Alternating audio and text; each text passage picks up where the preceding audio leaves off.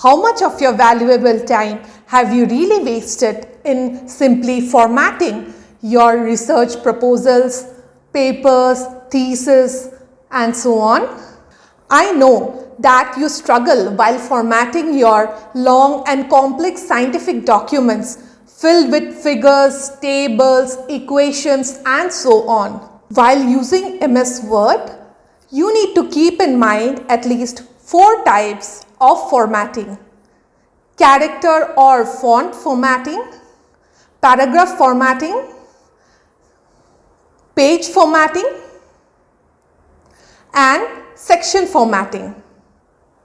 Formatting shouldn't be this hard, should it be? So, here is my solution to all the problems and struggles faced by you.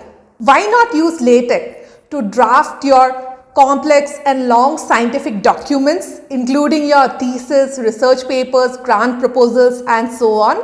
Using LaTeX templates, you can easily write down your equation, insert tables, figures, and align your text in a given format.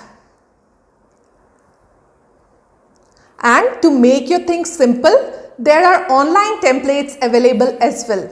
Simply use the online LaTeX site Overleaf to edit all your text documents.